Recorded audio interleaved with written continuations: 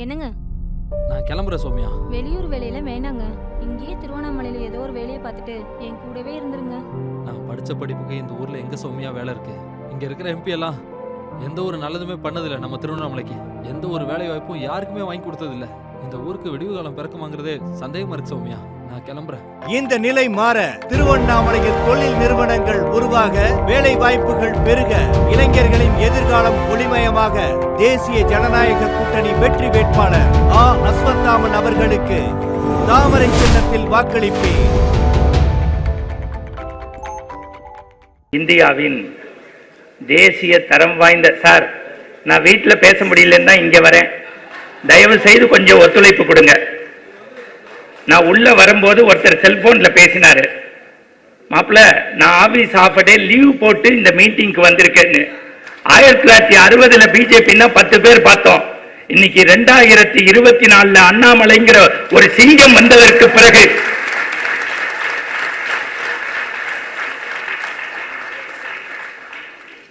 எனக்கு தெரியும் நீங்க எவ்வளவு விஷயத்தை விட்டுட்டு வந்திருக்கீங்க.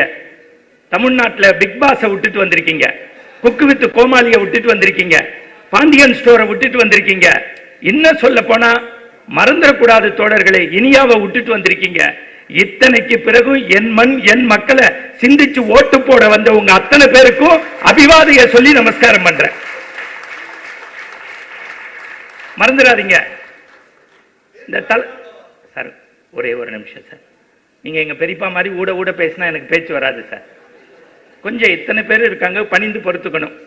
இந்த பாருங்க, எனக்கு பேச்சை தவிர எதுவும் தெரியாது. காலையில் 4 மணிக்கு ஃபர்ஸ்ட் ஃப்ளைட்டை பிடிச்சி 6 மணிக்கு கோயம்புத்தூர் போய் மத்தியானம் 3 மணி வரைக்கும் சோறு தண்ணி இல்லாம அவருக்காக பிரச்சாரத்தை முடிச்சிட்டு மீண்டும் தமிழ்நாட்டுக்குள்ள வந்து பிரச்சாரத்தை முடிச்சிட்டு தானும் இந்த பாராளுமன்ற தேர்தலில் நின்னாலும் நட்புன்னா என்னன்னு தெரியுமாடா, அதான் தான் இந்த சூர்யான்னு வந்திருக்காருல்ல. கைத்தட்டு பத்தாது.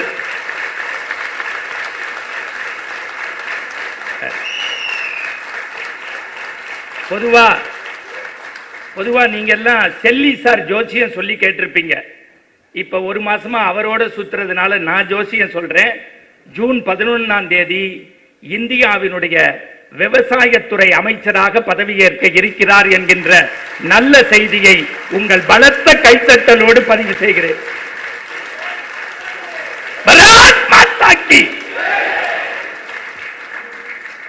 ஐயாட்ட ஒண்ணு சொல்லுவேன், ஏன் தேஜஸ்வி சாரை வச்சுக்கிட்டு விவசாயத்துறை அமைச்சர்னு சொல்லி நான் எதுவும் லேண்ட் வாங்க போறேன்னா இல்ல. நல்லா தெரிஞ்சுக்கங்க. ஒரே ஒரு நிமிஷம் அவருக்கு சொல்றேன் பணிந்து. இவரை இதுவரைக்கும் நான் பார்த்ததில்லை, பேசினதில்லை. ஏன் நான் கைகூப்பி வணங்குறேன்னா, இந்தியாவுக்கு சுதந்திரம் வாங்கி தந்த தாழ்வுற்று வறுமை விற்று விடுதலை தவறி கேட்டு பால் பற்றி நின்றதாம் ஒரு பாரதம் தேசம் தன்னை வாழ்விக்க வந்தையம்மான் மகாத்மா காந்தி சொன்னாரு, ஒரு தேசத்தின் உயிர் நாடி விவசாயம் கிராமத்து முழுகுதுன்னு. மறந்துடாதீங்க, ஊரே கொரோனால முழுகிய போது இந்த ஈரோட்டு பகுதியில் சத்தியமங்கலத்தில் 1 லட்சம் முட்டைக்கோசை வாங்கி சார் அவர் தேர்தலில் கேண்டிடேட்டா நிக்கிறார் சார். என்ன ரகலை பண்ணுவாங்கன்னு உங்களுக்கு தெரியும். ஆனா நான் இன்னைக்கு சொல்றேன், எல்லாரும் 400 செல்லி சார் ஏற்கனவே சொல்லிட்டாரு, 413 சீட்டு வர்றமா, இவர் தான் விவசாயத்துறை அமைச்சரா, அண்ணாமலை சிபிஐ அமைச்சரா, அதோட நம்ம வினோத் செல்வம் சுற்றுலாத்துறை அமைச்சர்னு சொல்லியாச்சு. இந்த தேஜஸ்வி சூர்யாவை ஷிப்ட் போட்டு எனக்கு ஒன்னும் ஆக போறது இல்லை. ஆனா ஒண்ணு சொல்றேன், நீங்க கேட்டுக்கணும் எதற்காக இவரை பாராட்டுறோம். சத்தியமா சொல்றேன், இதுக்கு முன்னாடி நான் அவரை பார்த்ததில்லை. கொஞ்சம் மேடையில இருக்கிறவங்களும் கொஞ்சம் கூர்ந்து கவனிக்கணும். வெடிகால 3 மணிக்கு தூக்கு மேடைக்கு கூட்டிட்டு போறாங்க பகத்சிங்க. உன் கடைசி ஆசை என்னன்னாங்க, தயவு செய்து என்னை தூக்குல போடாதீங்கன்னாரு. ஏன் தூக்குன்னா உனக்கு பயமானாங்க. சாக துணிந்த எனக்கு தூக்குன்னா பயம் இல்ல, தூக்குல போட்டா என்னுடைய உடலும் உயிர் 2 அடி மேலே போயிடும். சாகும் போது கூட இந்திய திருநாட்டில் என் உயிர் இருக்க வேண்டும் என்று சொன்னான். 24 வயதுடைய பகத்சிங், சுகதேவ், ராஜகுரு. தமிழ்நாட்டில் மறந்துடாதீங்க என் அன்புக்குரியவர்களை, உயிர் போன போதும் தேசிய கொடியை தாங்கி பிடித்த கொடிகாத்த குமரனும் 24 வயதில் கட்டிய மனைவியும் பிஞ்சு குழந்தையும் விட்டுவிட்டு இந்த மண்ணில் அனைத்தையும் சுட்டால் தான் ஆஷ் கிடைக்கும், அந்த ஆஷையே சுட்டால் என்ன கிடைக்கும் என்று ஒரு வாஞ்சிநாதனை நாம் பார்த்திருக்கிறோம். அதே வகையில் சிறு வயதில் இவர் ஒன்றும் இல்லை, எங்களை விட 15 வயசு சின்ன பையன், அவரை மேடையில் வச்சுட்டு சொல்றேன், சின்ன சின்னமா உண்டியல்ல சேர்த்த காசை கார்கில் யுத்தத்துக்கு கொண்டு போய் பிரதம மந்திரியிடம் கொடுத்த குழந்தை தான் உங்களிடத்தில் ஓட்டு கேட்டு வந்திருக்கு. சார் எதுவும் வேண்டாம் சார், நம்ம என்ன தரக்குறைவாக பேசுறதுக்கு திராவிடமா? ஒரு கோவில் கட்டினால் இந்துவுக்கு மகிழ்ச்சி, மசூதி கட்டினால் இஸ்லாமியனுக்கு மகிழ்ச்சி, தேவாலயம் கட்டினால் கிறிஸ்துவனுக்கு மகிழ்ச்சி. ஒரே ஒரு பிள்ளைக்கு கல்வி கொடுத்தால் நம்மை படைத்த கடவுளுக்கே மகிழ்ச்சி. மறந்துடாதீங்க, பெங்களூர்ல 10,000 இளைஞர்களை தேர்ந்தெடுத்து தன்னுடைய சொந்த பணத்தில் 10,000 ரூபாய் ஸ்காலர்ஷிப்பை 10,000 இளைஞர்களுக்கு கொடுத்து கர்ம வீரர் காமராஜர் கனவை நினைவாக்கியவர் இந்த தேஜஸ்வி சூர்யா. இன்னும் சொல்றேன், இதோ என் நண்பர்கள் வந்து உட்கார்ந்துருக்காங்க. அண்மையில் நான் சான் பிரான்சிஸ்கோலேருந்து நியூயார்க்கு, டேட்டோனா பீச்சு, சியாட்டல் எல்லாத்துக்கும் போயிட்டு வந்தேன். மறந்துடாதீங்க, 72% இந்தியர்கள் இருக்காங்க, அதுல 63% தமிழர்கள். இந்தியர்களுக்கு பெங்களூரில் படிக்கக்கூடிய இளைஞர்கள் அமெரிக்க தூதரகத்தில் எளிய முறையில் விசா செய்வதற்கும் படிக்கின்ற காலத்திலேயே ஸ்டாண்ட் அப் என்கின்ற தொழில்துறையை அமைப்பதற்கும் மோடியின் கரத்தை வலுப்படுத்திய அந்த பிஞ்சு உள்ளம்தான் இன்றைக்கு உங்களிடத்தில் ஓட்டு கேட்டு வந்திருக்கிறது. எனவே அவருடைய வருகையை சிறப்பு செய்யும் விதமாக ஒரு நிமிடம் நாம் இடைவிடாத அவருக்கு ஒரு கைத்தட்டு கொடுக்கணும். பத்தாது,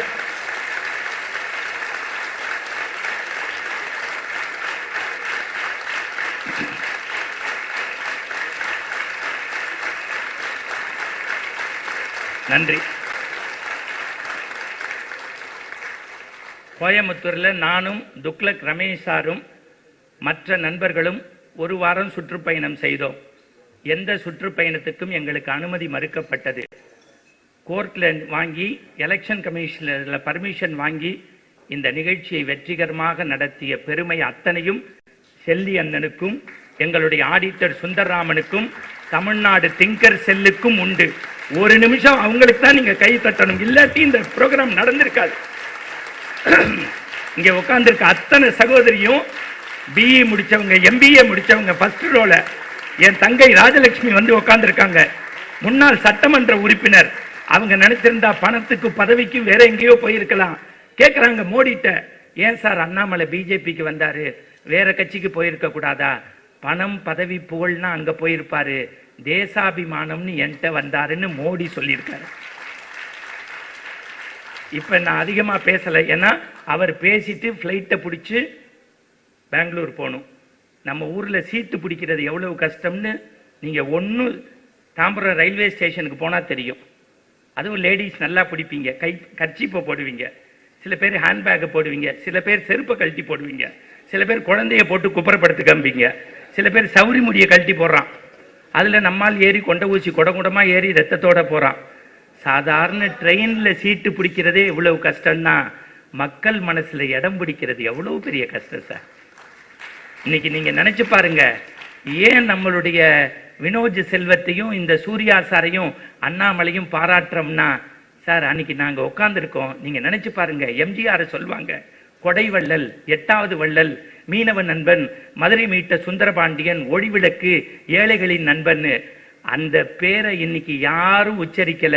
ஆனா ஒரு நாளைக்கு 1,00,000 பேர் வரக்கூடிய சென்ட்ரல் ரயில்வே ஸ்டேஷனுக்கு எங்களுடைய தானை தலைவன் எம்ஜிஆரின் பெயரை வைத்த ஒரே பெருமை மோடிஜிக்கு மட்டும்தான் உண்டு. அப்ப நம்ம ஓட்டு போடும்போது யோசிக்கணுமா வேண்டாமா?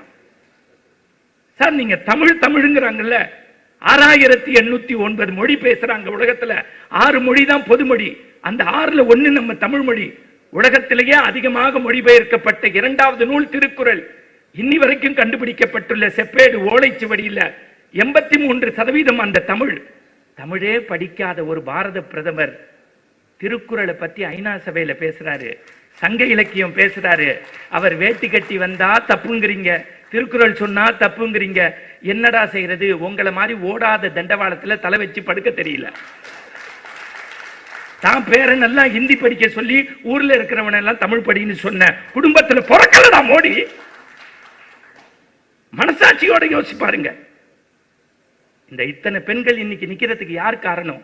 பட்டங்கள் பெறுவதும் சட்டங்கள் ஏற்றுவதும் பாரினில் பெண்கள் நடத்த வந்தோம். கற்பு நிலை என்று சொல்ல வந்தால் இரு கட்சிக்கும் பொதுவில் வைப்போம்னா 39 வயசுல வறுமையோடு செத்த பாரதிய இதுவரைக்கும் 70 வருஷம் எவனும் கவலைப்படாத போது அந்த பாரதி பிறந்த காசியில் தமிழ்ச்சங்கத்தை உருவாக்கி பாரதியை நம் இதயத்தில் கொண்டு வந்த பெருமை இந்த பிஜேபி அரசாங்கத்தை சேரும்.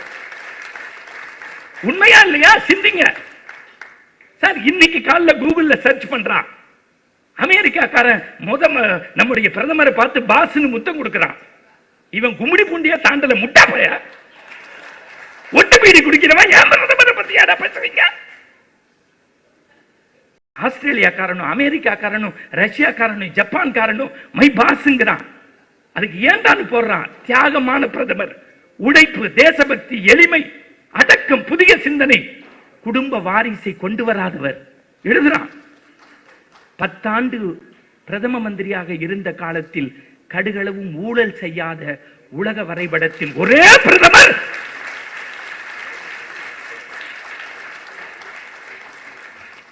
இன்னைக்கு ஐநா சபை வாத்துது அறிவாலயத்தில் இருக்க போய் நான் வாக்கு மாட்டேங்குது. நான் மீண்டும் சொல்றேன், ஐநா சபை வாழ்த்துது, அறிவாலயத்தில் இருக்கக்கூடிய பொய்னா அவரை வாழ்த்தல. யாருக்காகவும் அவர் கவலைப்படல. நான் ஒண்ணு மட்டும் கேட்கிறேன். இன்னைக்கு போய் நைட்டு இவருடைய பேச்சை கூகுள்ல சர்ச் பண்ணுங்க. 48 நிமிஷம் பேசியிருக்காரு. இவர் பேசிட்டு வந்தோன்னு பாராளுமன்ற உறுப்பினர்கள் சொல்றாங்க ஒரு சிங்கம் கர்ஜித்ததுன்னு. எதை பத்தி பேசினார்னு நான் சென்சஸோட வந்திருக்கேன். திரு தேஜஸ்வி சூர்யா அவர்களை பாராட்டி எனக்கு 10 பைசா தேவையில்லை. சந்திராயனம் 1 விட்டதற்கும் நேருக்கும் என்ன சம்பந்தம் என்று பேசியிருக்கிறார். சந்திராயனம் 2 மாதவன் நாயர் தலைவராக இருந்து இஸ்ரோவில் காங்கிரஸ் அரசாங்கம் மறுத்ததை இந்த தேஜஸ்வி பேசினார். மறந்துடாதீங்க. வீடு வீடா பேப்பர் போட்டுக்கிட்டே படிச்சு 8 ரூபாய் பணம் கட்ட முடியாததுக்காக அண்ணனோட சைக்கிள்ல வந்து இன்றைக்கு உலகமே கலாமுக்கு சலாம் போட்டு SLV ராக்கெட்டையும் அக்னியும் விட்ட அந்த அப்துல் கலாம இந்தியாவினுடைய ஜனாதிபதி ஆக்கிய பெருமை பிஜேபி என்கின்ற ஒற்றை அரசுக்குத்தான் உண்டு. நாங்க முர்முவை வந்து குடியரசுத் தலைவர் ஆக்கினா ஏன் பில்டிங் கட்டுறதுக்கு நீ கூப்பிடலங்கிற நான் கேட்கின்றேன். ஆதி திராவிட பழங்குடியினர் தோழர்கள் மீது உங்களுக்கு அக்கறை இருந்தால் இன்றைக்கு சவால் விடுகின்றேன். இந்த மணிகண்டன் ஒரு திராவிட இயக்கத்தின் தலைமை பொறுப்பில் அவர்களை உட்கார வையுங்கள். நீங்கள் உங்களுடைய வாரிசு அரசியலை எடுத்துவிட்டு ஒரு ஆதி திராவிட பழங்குடியினருக்கு கொடுக்க முடியுமா? முருகன் என்கின்ற ஒரு சாதாரண மனிதனை பிஜேபியினுடைய மாநில தலைவராக அடகுபடுத்தி பார்த்த ஒரே அரசாங்கம் பிஜேபி என்பதை மறந்து விடாதீர்கள் தோழர்களே. தமிழ்நாட்டில் எங்க பார்த்தாலும் சாராயங்கிறாங்க, எங்க பார்த்தாலும் கஞ்சாங்கிறாங்க. நம் வீட்டு பிள்ளைகள் பள்ளிக்கூடம் போயிட்டு மீண்டும் திரும்பி வரக்கூடிய மருத்துவ கல்லூரி மாணவன் மனநோயாளியா இருக்கான். பொறியியல் கல்லூரி மாணவன் பொறுப்பிழந்து இருக்கிறான். என்னுடைய கந்த சஷ்டியை பத்தி இவர் சொன்னார்னா, சிறுவயது முதற்கொண்டு திருச்செந்தூர் முருகனை நான் தினந்தோறும் வணங்கி வந்தேன். இருவடிகள் திறந்து விடும் பழனி ஆண்டவனை இதயத்தில் வணங்கி வந்தேன். பொறுவனமே பொறு அந்த ஆறுமுகத்தின் அருளாலே பொய்யடியும் துன்பமெல்லாம் பொறுத்தேனே பொன்பழனி ஆண்டவனே பொறுமைக்கும் எல்லை உண்டு வருவதிலும் கூறாமல் அது எனக்கு தராமல் ஓடினால் என்ன செய்ய? ஓடாமல் நடக்கிறேன், தாயாமல் பெறுகிறேன், வழிகாட்டும் உய்யா ஒருவனருக்கு ஒருவரில்லை, ஓடிவா குழந்தை வேடா என்கின்ற தமிழ் கடவுளை கிண்டல் செய்கிறான். நீங்க ஓட்டு போடும்போது சிந்திங்க. மதுரை மீனாட்சிக்கு ஆண்டுதோறும் கல்யாணம்னா அடுத்து முதலிரவு உண்டான்னு கேட்கிறான். இந்த நாட்டில் ஒரு இல் ஒரு வில் ஒரு சொல்லு நடத்தினார்ல. ராமர் கோவில் கட்டினது பெருசு இல்ல சார். 11 நாள் அண்ணன் தண்ணி ஆகாரம் சாப்பிடாம 11 நாள் அண்ணன் தண்ணி ஆகாரம் சாப்பிடாம பவித்திரத்தை போட்டுக்கொண்டு விரதம் இருந்தாரு சார். உக்ரைன் வார் நடந்த போது என் பிள்ளைகளை இந்தியாவில் ஜாதி மதம் பார்க்காமல் கொண்டு வந்து சேர்த்தாரு. இன்றைக்கு இந்திய பொருளாதாரம் உலக அரங்கில் 3வது நிலைக்கு கொண்டு வந்த பெருமை மோடியை சாரும். ஒரு நாளைக்கு 31 கிலோமீட்டர் சாலை போடுறாரு. இந்த மறந்துடாதீங்க, 11 எய்ம்ஸ் மருத்துவமனையை கொடுத்திருக்காரு. நீங்க ஒத்த செங்கலை வச்சுட்டு சொல்றீங்களே. ஒண்ணு சொல்றேன், வந்தே பாரத்ங்கிற ஒரு ட்ரெயின் கொடுத்ததுக்கு அவருக்கு 1000 நமஸ்காரம் பண்ணலாம் சார். இது எல்லாத்தையும் விட நான் ஒண்ணு, ஏன் நான் இவருக்கும் இந்த வினோஜ் செல்வத்தை, ஏன்னா பல வெறும்புள்ளிய பெரும்புள்ளி ஆக்குறதுக்காக இத்தனை வருஷமா மத்திய சென்னையில கரும்புள்ளி வச்சிட்டோம். புரிஞ்சிருக்கா? பல வெறும்புள்ளிய பெரும்புள்ளியா மாத்துறதுக்காக கையில கரும்புள்ளி வச்சிட்டோம். இப்ப எல்லாம் நீங்க ஒரு உறுதிமொழி எடுங்க, தயவு செய்து கையை நீட்டுங்க. இந்திய இறையாண்மையின் மீது நம்பிக்கை உள்ள நான் என் மீதும் என் மக்கள் மீதும் என் மண்ணின் மீதும் அக்கறையுள்ள ஒழுக்கமான நேர்மையான அறம் சார்ந்த மனிதர்களுக்குத்தான் என் வாக்கு. இதை பராசக்தியின் மீது ஆணையிட்டு உறுதியேற்கிறேன். என் அன்புக்குரியவர்களே, மறந்துடாதீங்க, சரவணன், காமராஜர், முகிலன் 22 பசங்க பூத உடல் வந்து கடக்கு கார்கில் யுத்தத்துல. எல்லாரும் அழுத போது வீட்டில் சொன்னாங்களா, யாரும் அழாதீங்க, இவன் தேசத்திற்காக வீர மரணம் அடைந்திருக்கான், கோர மரணம் அடையலேன்னு. அதை பார்த்து பணம் கொடுத்த இந்த இளைஞருக்கு சொல்கின்றேன், 11 பாகிஸ்தான் வீரர்களை பாகிஸ்தான் வாங்க மறுத்த போது அன்றைக்கு பிரதமராக இருந்தவர் அடல் பிகாரி வாஜ்பாய் அவர்கள், அவர்கிட்ட போய் கேட்டாங்க, 11 பேர் உடலை என்ன செய்யறதுன்னு. இந்தியாவிலேயே புதைங்க, அவங்களுக்கு அவங்களுடைய தேசிய கொடியை போட்டு தேசிய கீதம் முழங்குங்க. ஏன் தெரியுமா? ராணுவ வீரர்களுக்கு மரியாதை செய்யணும்னு. ஐநால சொல்றான், பகைவருக்கும் அருள்வாய் நன்னெஞ்சேங்கிறத படிச்சிருக்கோம். இன்றைக்கு வாஜ்பாயிட்ட பார்த்தோம்னு. வாஜ்பாய்க்கு ஒரு மோடி என்றால் மோடிக்கு ஒரு தேஜஸ்வி சூர்யாவும் ஒரு அண்ணாமலையும் நம்முடைய வினோஜ் செல்வமும். நான் மீண்டும் நேரத்தினுடைய அருமை கருதி அடுத்த கூட்டத்தில் கச்சைத்தீவை பற்றி நான் பேசுவதற்கு தயார். மருத்துவ கல்லூரி பற்றி நான் விவாதிக்க தயார். ஒன்னு நமஸ்காரம் பண்ணி கேட்டுக்கிறேன், 19ஆம் தேதி காத்தால குக்கர்ல சாதம் வைங்கோ. புரியுதா? குக்கர்ல சாதம் வைங்கோ, கொஞ்சோண்டு எடுத்து காக்காக்கு வைங்கோ. ஒரு பலாப்பழத்தை ஒரு மாம்பழத்தை நேவேத்தியம் பண்ணுங்கோ. ஒரு பலாப்பழத்தை ஒரு மாம்பழத்தை நேவேத்தியம் பண்ணுங்கோ. உங்க மிஷினை போய் பூ போல தட்டுங்கோ, பூ மலரட்டும், பூ மலரட்டும். மீண்டும் ஜூன் மாசம் 20 தேதிக்கு மேல தேஜஸ்வி சூர்யா அவர்கள் மத்திய அமைச்சராக வந்து உண்மையிலேயே விவேகானந்தர் கண்ட எழுச்சி மிகு இளைஞனாக இருப்பார். தேஜஸ்வி சூர்யா அவர்களே, எங்கள் தமிழ் மீதும் எங்கள் தமிழ் மக்கள் மீதும் எங்கள் விவசாயியை காத்த உங்களுக்கு நான் ஒரு கோரிக்கை வைக்கின்றேன். உங்களுக்கு பெங்களூர் தொகுதியில் உங்களுக்காக 24 மணி நேரம் ஒரு நாள் நானும் ரமேஷும் பிரபாக செய்வோம் என்கின்ற உறுதியை கொடுத்து விடைபெறுகின்றேன். பாரத் மாதா கி